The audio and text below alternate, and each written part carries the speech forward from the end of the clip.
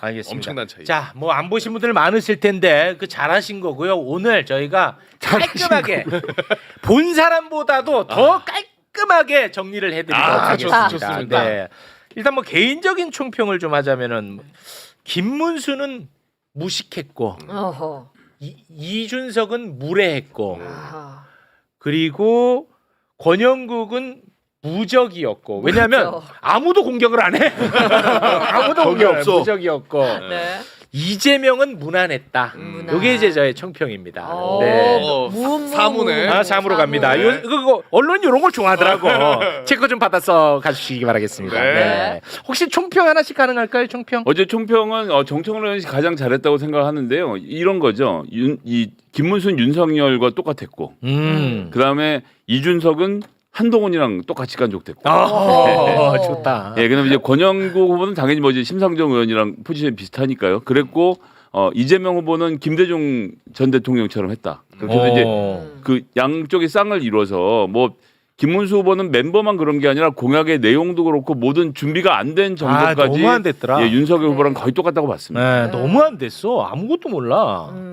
이준석은 너무 깐죽대던데요. 근데 이준석한테 깐죽이라는 표현은 저는 너무 낮은 표현인 것 같아요.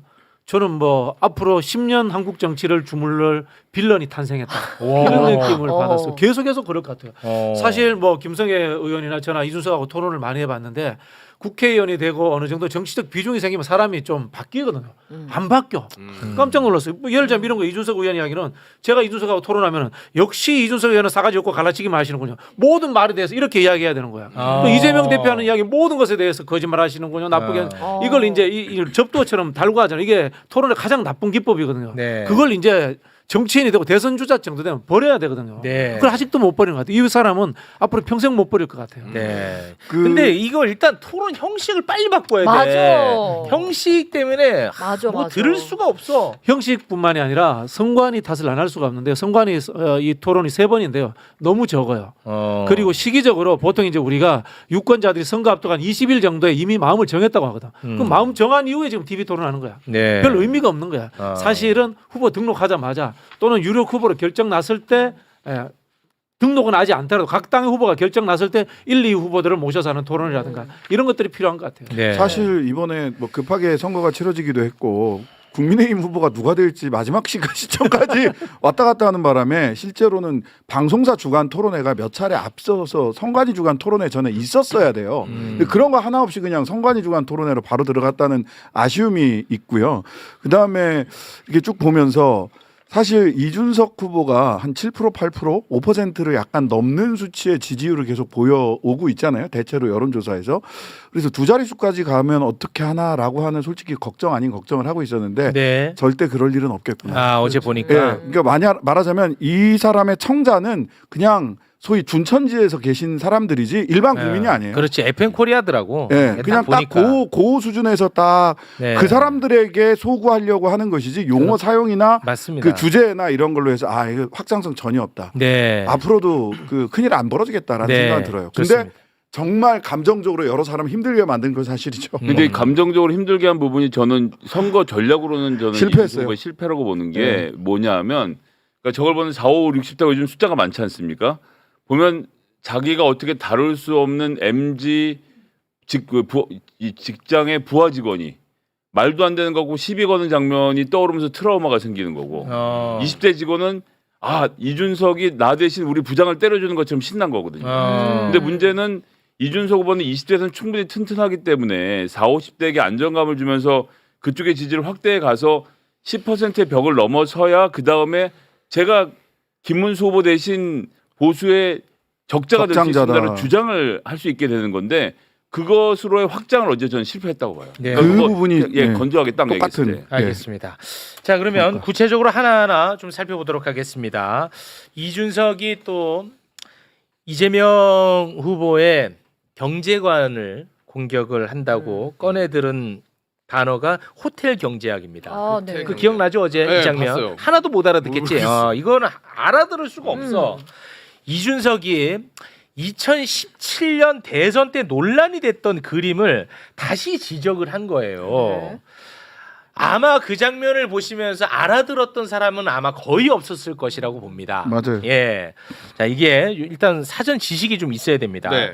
2017년 대선 때 그때도 이재명 성남시장 때 이제 대선 예비 후보였거든요. 네. 예, 그때 지역 상품권을 지급을 하면 지역의 경제가 활성화된다는 것을 설명하기 위해서 당시 이재명 후보의 지지자가 그 설명을 하기 위한 그림을 그린 게 있어요. 네. 근데 그 그림을 이재명 후보가 자신의 페이북에다 올렸었어. 자, 그 그림을 잠깐 좀 보겠습니다. 바로 이 그림인데 네. 요렇게 이제 보면은 이렇게 돈 10만 원을 가지고 지역 경제가 이렇게 활성화된다라는 것을 보여주는 그림을 지지자 그렸던 건데 요걸 이재명 당시 후보가 페북에 올린 거예요. 네. 근데 당시에도 요게 논란이 됐었어. 그 당시에도. 예. 과거 기사를 찾아보면 다 나옵니다, 논란이. 근데 당시 이재명 캠프에서 논란이 되는 부분을 다 해명을 했었어요.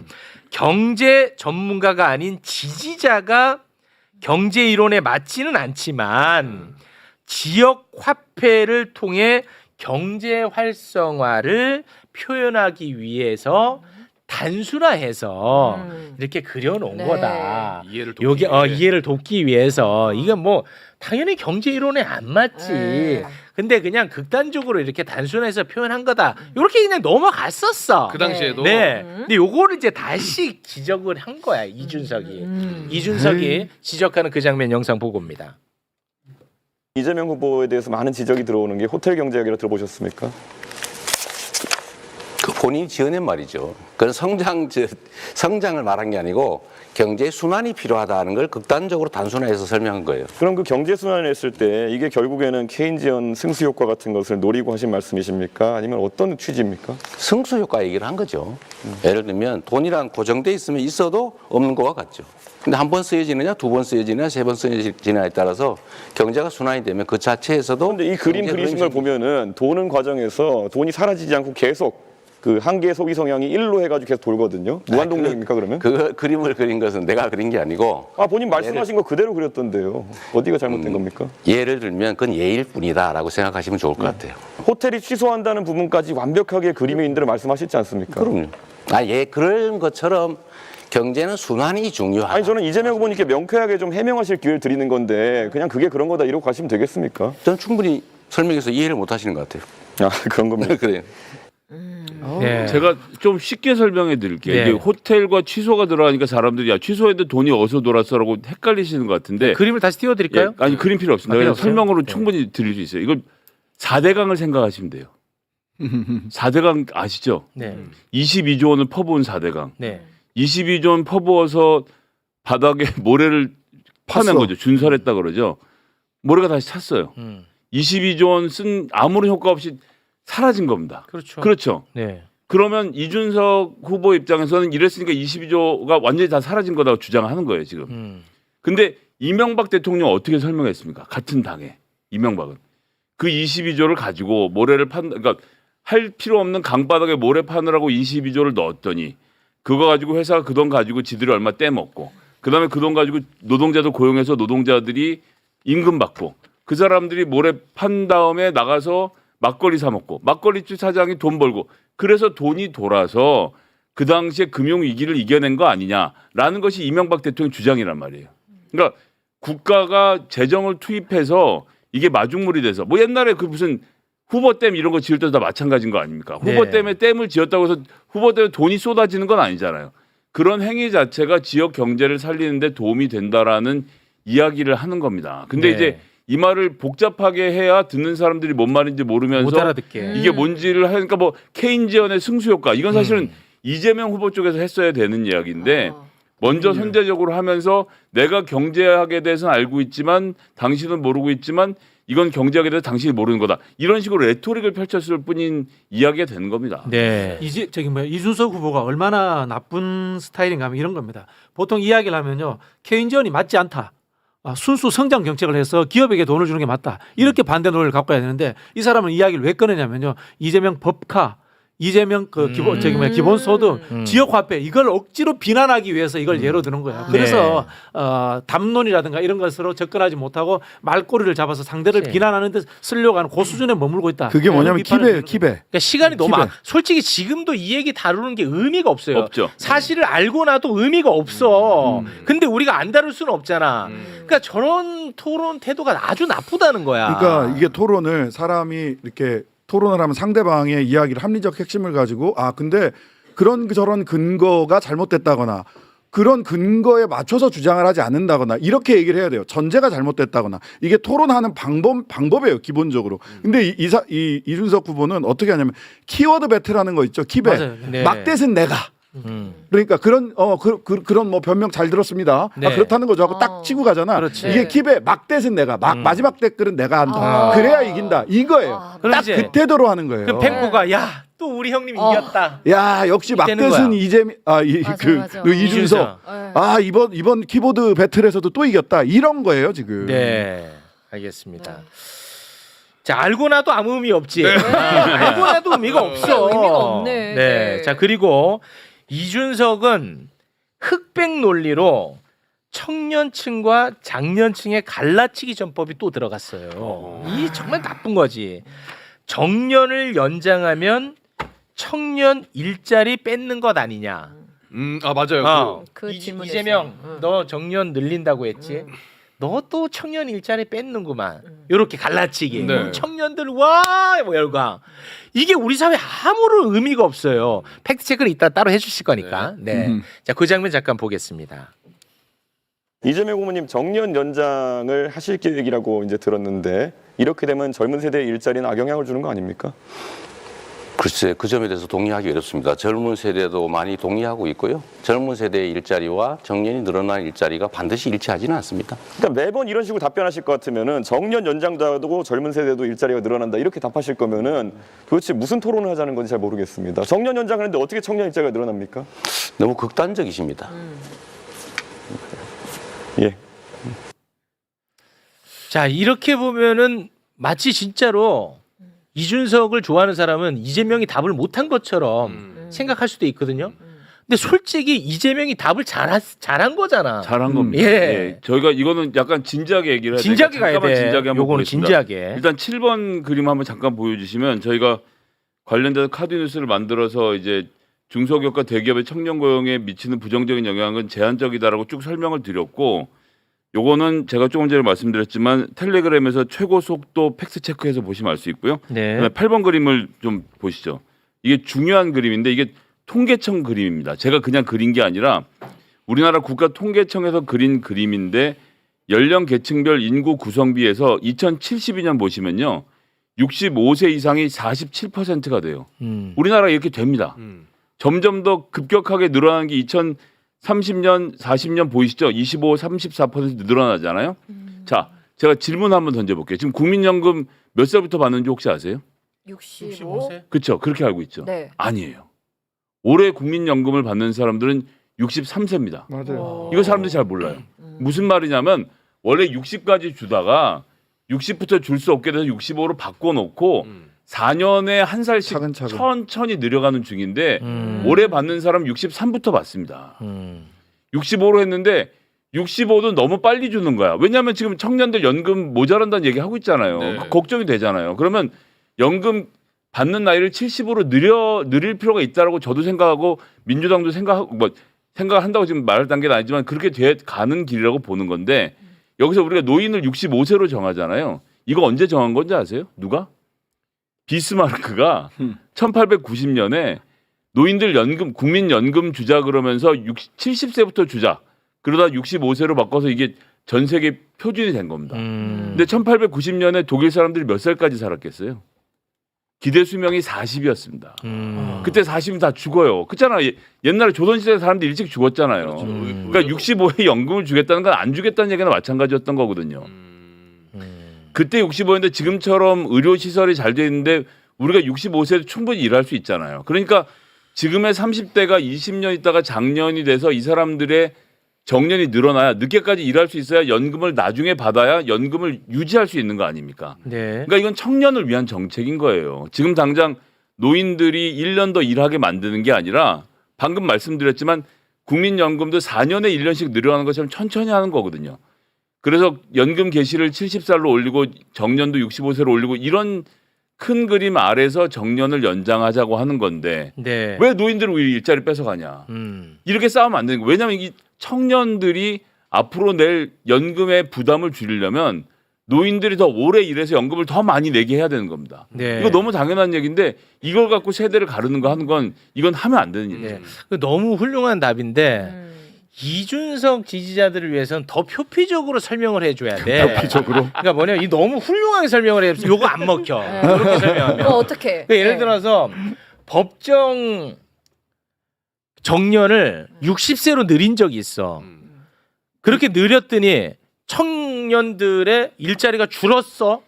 아니다. 안 줄었어. 청년들도 늘었더라. 요렇게 가져야 돼. 요거 팩트입니다. 통계가 있는 모양이죠? 여기 통계가 있습니다. 아니 뭐 이렇게 하면 예. 노인분 5년 안 될 줄 아냐? 이렇게 하면 그거는 안 이게 안 돼? 걔네는 노인 안 될 줄 알아요.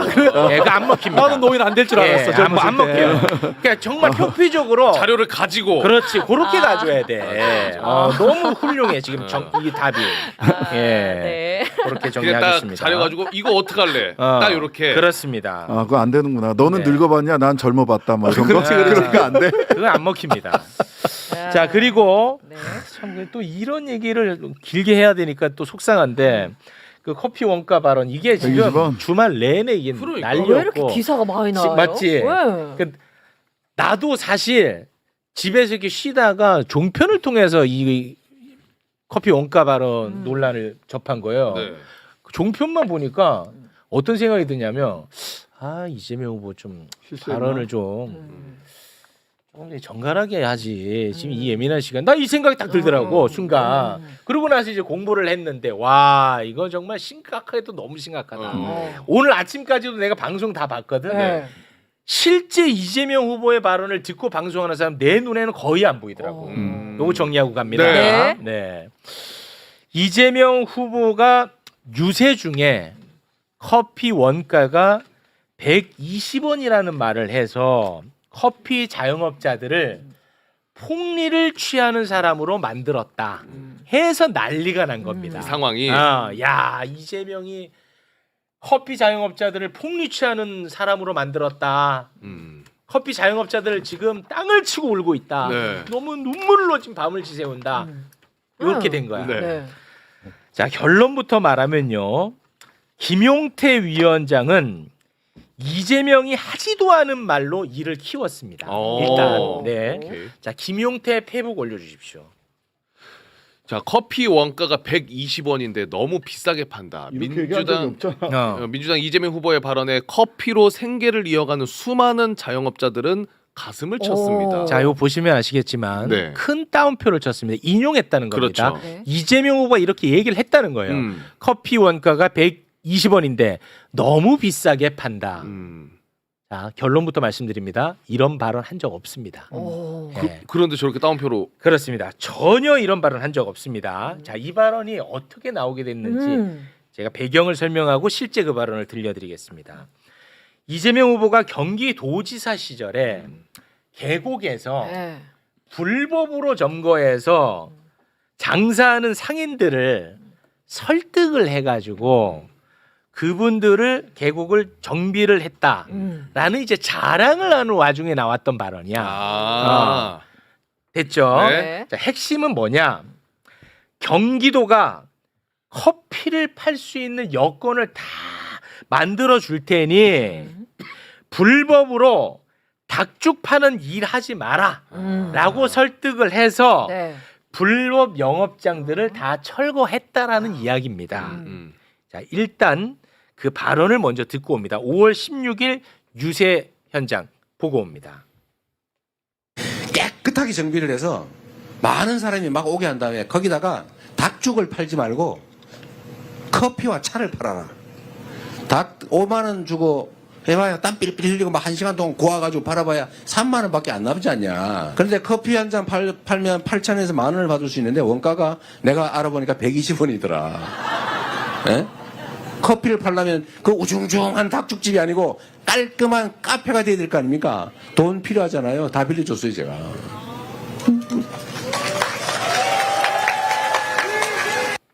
자 보십시오.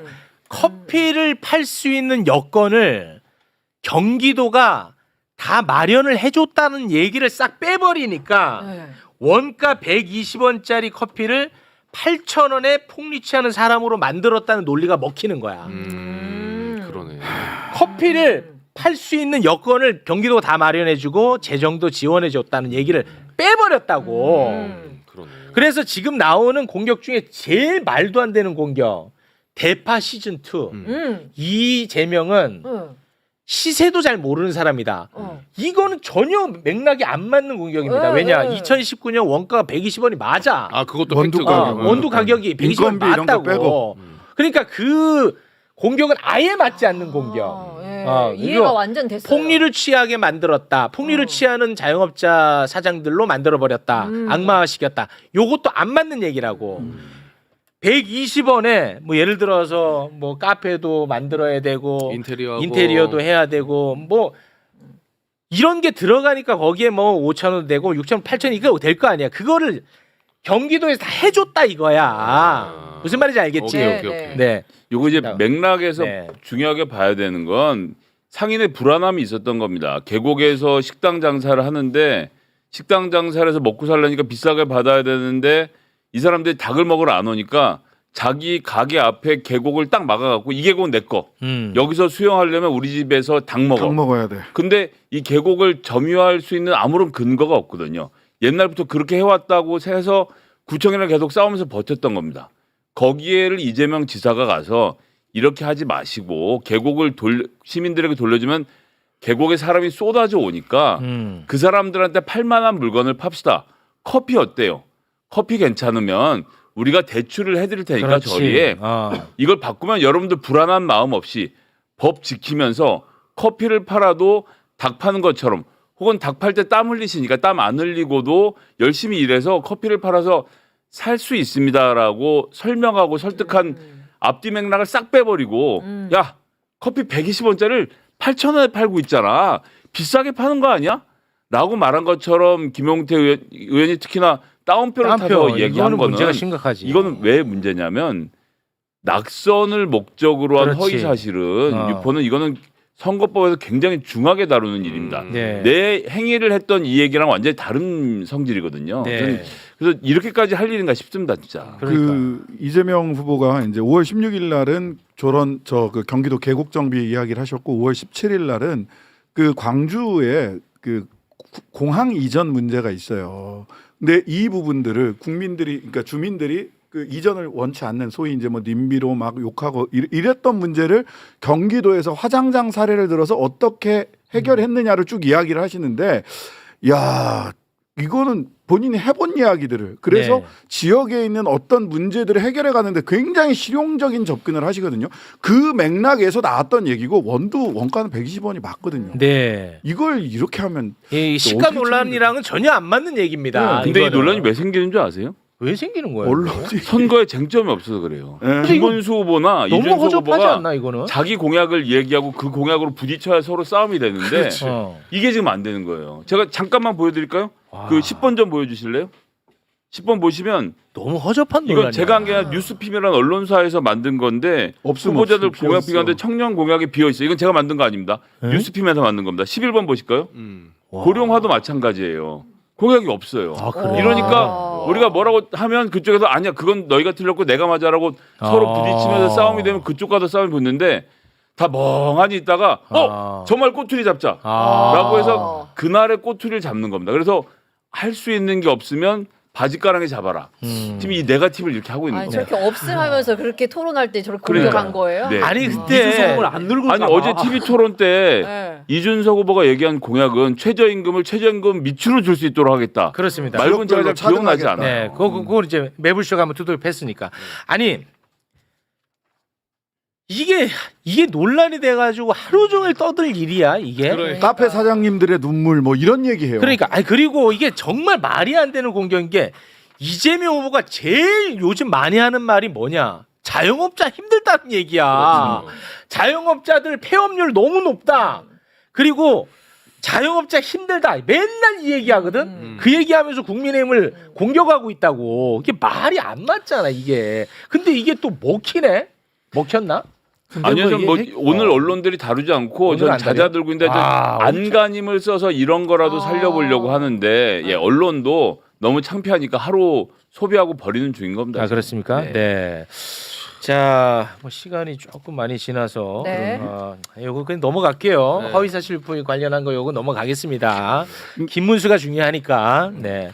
김문수 얘기 잠깐 해보겠습니다. 김문수가 주먹을 휘두르는데 그 주먹에 자기가 맞아. 아, 그래요? 네. 그래서 김문수 주먹에 김문수가 톡 돌아가는 장면 짧게 구성을 해봤는데요. 잠깐 보겠습니다. 이재명 후보님께서는 불법 대북 송금으로 재판을 받고 있지 않습니까? 억지 기소죠. 이화영 우리 부지사가 징역 7년 8개월 받았습니다. 이런 상태에서 지사가 모르는 부지사 이 징역형이라는 거 이거는 가능한 이야기입니까? 저도 도지사를 해봤지 않습니까? 저도 경기도지사를 해보고 우리 이재명 후보도 도지사를 해봤는데 네. 가능하지 않은 이야기인데 어떻게 해서 그렇게 딱 잡아떼시나요? 김문수 후보님 두 번이나 김문수 후보님 측근들이 경기도 산하위원회에서 정치자금 불법으로 모금해서 처벌받았는데 김문수 후보님 왜 몰랐습니까? 김은수 후보님, 그 기본소득이라는 정책에 대해서 어떻게 생각하십니까? 그건 뭐 말이 안 되는 이야기죠. 그 기본소득이라는 게 말이 안 되는 웃기다, 이거. 이재명 후보도 지금 아마 주장 안 하는 걸로 알고 있습니다. 국민의힘에 입당을 언제 하셨죠? 최근에? 이 웃겨. 제가 입당한 거요. 네. 저는 4월에 했습니다. 근데 국민의힘의 지금 정강 정책을 살펴보면은 기본소득을 실천하겠다라는 내용이 들어가 있습니다. 근데 이것을 알고 그 정강 정책에 동의해서 입당하신 것인지 아니면 정치적 상황 때문에 입당하신 것인지 궁금합니다. 그 부분은 뭐 저는 잘 몰랐습니다만. 예. 지금 당 정강 정책대로라면 한다고 돼 있습니다. 말도 안 되는 거라 그랬는데. 처음에는 이준석이 계속 이재명만 때리니까 네, 맘- 우리 같이 이재명 같이 한번 때리자는 건 줄 알았어. 기본소득으로. 그런데 국민의힘 정강이. 근데 이 있습니다. 이 있습니다. 네. 예. 김종인 비대위원장이 저 기본소득을 정강정책에 넣은 다음에 당대표가 누가 됐는지 아세요? 이준석이에요. 이준석 대표 때도 기본소득이 있었습니다. 그대로 있었어요. 제가 지금 그 얘기하려고 더 그래요. 똑같은 교묘한 사람입니다. 얘기예요. 더 나쁜 이준석이 더 사람이다. 나쁜 사람이다. 더 나쁜 그러네요. 자기 턱을 그러잖아요. 때리면서 때린 거죠 지금. 네. 이준석이었어요. 이준석 당대표 때도 저 정강정책 그대로 있었어요. 네. 뭐야? 서로 자해하는 거야? 그러니까 그때도 김문수도 한마디 했어야 돼. 직전 당대표가 그 정강정책 있을 때 당대표가 이준석 후보 아니셨어요? 그러면은 그러겠지. 돌려줬어야지. 이준석은 저는 기본소득 찬성하는데요. 어떻게 하셨습니까? 그 당시에 김종인 박사를 멘토로 모시던 이준석 후보가 냈던 책에 보면 기본소득이 필요하다는 얘기가 책에 나옵니다. 그러니까 저거는 여기서 자기가 할 얘기는 아니었어요. 본인이 할 얘기 아니에요. 사실 자해공갈 같은 거예요. 자해공갈. 야, 근데 약간. 근데 자해공갈에 김문수가 넘어가는 거야 지금. 넘어가요. 너 자해공갈 하지 마라고 예. 얘기를 했어야 돼. 요게 그나마 하나 웃기더라고. 김문수 신나서 기본소득 말도 안 되는. 그래 이재명 우리 한번 같이 한번 두들겨 패자. 준석아, 나는 기본소득 말도 안 된다고 생각해. 그래 깜짝 놀라더라고. 뭐야 이 새끼 왜 나를 공격해? 요거 재밌는 포인트였습니다. 네. 오늘 뭐 준비한 게 굉장히 많은데 하나 정도만 더 하고 마무리 짓겠습니다. 네. 그래도 뭐 김문수를 때리는 게 낫겠지. 그럼요. 네. 이준석 많이 할 필요 없어요. 그렇습니다. 경제가 폭망한 거는 민주당이 발목 잡아서 폭망했다고 김문수가 이야기를 하는데요. 저는 뭐 참 정말 한심해. 이거는 하지 않게 이거 빼고 노동부 장관이었으니까. 네. 김문수 네. 노동부 장관이었으니까 노동에 대한 인식 그걸 우리가 보는 것도 중요하잖아요. 그렇죠. 근데 노동에 대한 인식이 진짜 처참합니다. 중대재해처벌법은 노동자가 일하면서 최소한 죽지는 않게 해야 되지 않겠냐 해서 만든 법입니다. 네. 그게 중대재해처벌법입니다. 근데 이거에 대해서 악법이라고 얘기해. 노동부 장관이 노동운동 했다는 자가 경사노위 위원장이었던 자가 노동자를 위한 법을. 그러면서 또 엉뚱한 얘기를 합니다. 그 장면 잠깐 봅니다. 하루에 6명의 노동자가 출근해서 집으로 돌아오지 못하고 있습니다. 그런데 여야 합의로 만든 중대재해처벌법이 악법이라고요? 저는 제2의 윤석열을 보는 것 같습니다. 노동자의 생명과 안전을 이렇게 무시해도 되는 겁니까? 답변하세요. 중대재해처벌법은 처벌 위주의 법입니다. 그런데 산업재해를 없애기에는 예방 위주로 가야 됩니다. 사람 죽고 난 다음에 그 사업주를 처벌한다고 해서 재해가 그러면 줄어듭니까? 사망자가 줄어듭니까? 그래서 저는 예방 네, 위주로 가야지 듣겠습니다. 처벌 위주로 끝까지 듣겠습니다. 잘못이라고 봅니다. 아유, 말이 처벌 안 당하려고 사전에 안전에 대해서 준비하고 하면은 그 예방이 되는 거지. 근데 물론 이 법 자체가 지금 예방 효과도 없을 정도로 좀 너덜너덜해졌어요. 아니, 너무 심각해. 지금 이 3년이 됐는데 실형 선고받은 사람이 한 명밖에 없어. 사람은 계속 죽어나가는데. 자, 우리 얘기는 약간 살짝만 진지하게 하면 일단 내가 이거 들으면 실소가 터지는 게 그 김문수 후보가 아마 자유통일당에서 정광훈 목사랑 같이 거기서 뭐 당대표하고 이러던 2021년이라서 이 국민의힘 사정을 잘 몰랐던 모양인지라고 제가 비아냥이 되겠는데요. 중대재해처벌법은 2021년 1월 8일에 예, 더불어민주당하고 국민의힘이 합의해서 처리한 법안입니다. 합의 처리 네. 법안이에요. 그리고 그때 국민의힘의 박대수 의원이 2023년도 국정감사에서 또 뭐라 그랬냐면 22년 한 해에 산업재해로 입는 경제 손실이 33조라고 발표해요. 나라 꼴이 이렇게 되면 안 된다라고 해서 지금 중대재해처벌법을 만든 건데 그 당의 의원들이 무슨 말을 하는지도 모르고 합의 처리한 것도 모르고 날치기라 그러면 뭐라고 말할 적이 있겠지만 지금 저희가 이게 막 걸레처럼 됐다라고 말하는 것도 이렇게 망가졌다는 거 누더기가 됐다고 하는 것도 사실 합의 처리 과정은 그렇게 된 건데 그렇습니다. 네. 그 합의 처리했다는 것도 못 받아들이겠다고 하는 사람이 원외에서 태극기 들고 애국 세력 막 이런 거 할 수 있지만 원내에서 대통령을 할 수 있을 정도의 정치 감각과 의식이 있는 것인가 전 정말 걱정이 됩니다. 네, 진짜 처참하더라고요. 아, 오늘도 아침에 뉴스에 뭐빵 공장에서 네. 노동자 한 분이 끼어서 돌아가셨다는 맞습니다. 소식을 들었거든요. 네. 네. 아니 근데 이 법이 버젓이 존재하는데 왜 그 또 사법부에서는 이게 그러니까 우리나라 산업재해 74%가 추락김 충돌입니다. 아니 떨어지는 거예요. 예, 뭐 과로해서 뭐 이런 것도 아니고 그냥 기본적인 안전 수칙을 안 지켜서 죽는 사람이 전체 그러니까 산업재해 74%라는 현실이 있으면 이걸 좀 개선해야 되잖아요. 그러니까 합의 처리를 했을 때 국민의힘은 그나마 그래도 차근차근 해보겠다라는 생각이 있었던 거예요. 근데 윤석열이 들어서면서 윤석열이 후보 시절에 그때 안양에서 산재 사고가 나는데 야 그거는 노동자가 잘못했는지 먼저 따져봐야지라는 얘기를 해요. 그러면서 중대재해처벌법이 말이 안 된다 이런 취지의 얘기를 하거든요. 네. 그 다음부터 태도가 계속해서 중대재해처벌법이 악법이다, 중처법 악법이다 얘기를 하는데 그걸 그냥 단순 반복하는 겁니다. 노동부 장관까지 했던 사람이. 심각해. 그러니까 윤석열 대행이에요. 윤석열 대행 후보입니다. 네. 윤석열 대리 후보고. 아니 지금 계속 이 중대재해처벌법 때문에 기업 운영이 안 된대. 안 되긴 뭘. 근데 실형 선고받은 사람 한 사람밖에 없다니까. 사람은 계속 죽어나가는데 근데 뭐 이것 때문에 기업을 운영할 수 없다고 이거 악법이라고 없애야 된다는 말이 되냐고. 사람 죽이면서 돈 벌어서는 안 되죠.